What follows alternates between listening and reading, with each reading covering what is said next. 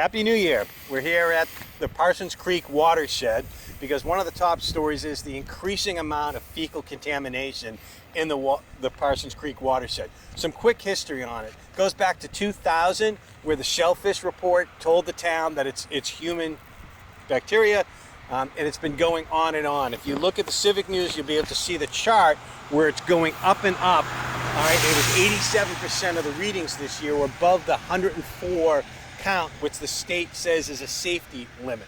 So right now we're near a couple of the testing points, PCO7 and PCO8. Right, and if you look at the Civic News, you'll be able to see a chart with the whole watershed, where some of the hot spots are, etc. And so the septic pumped out ordinance is really the only thing the town has actively driven. And the good news on that is that, you know, out of the 638 properties in town, 622 have actually complied. 16 through the inspection show some failures. There's 9 people in Rye who, after getting 4 letters, have not responded or done anything. But you got to remember that the state told Rye in 2017 there's too many leach fields in this area. So the issue is too many leach fields, low ground, water table coming up. All right, the water table in the leach fields makes them fail quicker. And the planning board keeps on approving more developments here, higher densities, and ZBA keeps approving more variances here. So there's a lot of information in the Civic News about Parsons Creek watershed and the pollution. The Rye schools, the paraprofessionals, so special ed needs keep on going up. Rye Junior High is struggling for people that can help some of the special needs kids. If you have those skills, there's openings. There's 3 positions needed at Rye Junior High, 1 at Rye Elementary School. We showed it's over there, the cell tower from the Port Way. Notice the great camouflage that the town didn't make Verizon do. But the interesting thing was that AT&T was the second provider, and they've started sending us checks. In the select board meeting, the first one said, well, how come we haven't gotten any checks from Verizon? So they're looking into that. If you're like me and you live in the Rye Water District, you notice that they did some flushing. The chlorine breaks up some of the sediment and more metals are getting in there. So they flushed it to try to get rid of some of that colorization, but they're going to have to do mandatory testing because the chlorine is pulling more metals out of the pipes and the systems into our water. And so we have a table of that schedule. The rest of the top issues. All right. So the select board is actually looking to increase the number of allowable beach stickers to 3 per resident. And they're also looking to increase the price. There will be a public hearing on the price increase. The 2023, so for the 400th commemorative design will be unveiled soon.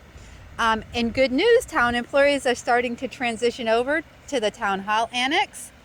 Public input for changes to planning, zoning, and building ordinances must be at public hearings. On December 6th, there were meetings on December 6th and December 13th for zoning and land development, and on January 3rd will be the last public hearing. Oh no, I guess it's the first public hearing. Then there's a second one. So on January 17th. Each one has to have 2 public hearings. So the ones that there were questions on the wording on the 6th, yep, they're redoing, and that wording will be the 3rd, and then the 17th will be the second one for those. Okay. It's all confusing on purpose. It's all confusing, but you should try to attend. Rye 400th kicked off with a tree lighting ceremony on that big tree near Parsons Field.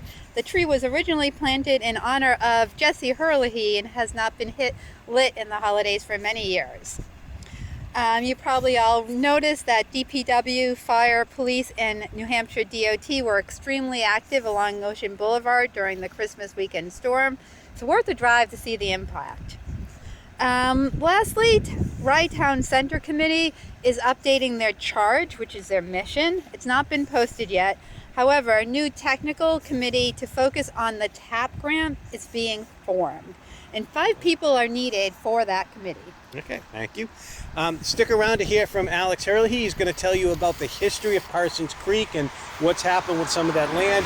Also remember, on January 3rd at the library at 7 o'clock, that's going to be the Your Rye Night Out. So we're changing that so it's after the Civic News comes out so that you could come loaded with beer and questions to find out more what's happening in your town. Happy New Year. Happy New Year. Good afternoon, everybody. I'm Alex Herlihy with the Rye Civic League.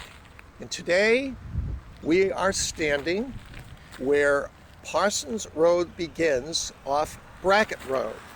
Parsons Road continues towards the ocean and then veers left, paralleling Ocean Boulevard.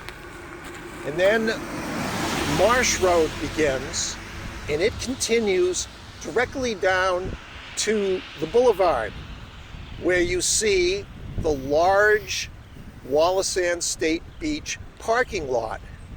Now that was salt marsh that was filled in by the state, a huge area of salt marsh, because originally, and this happened in 1964, originally the boulevard went right along the edge of the ocean.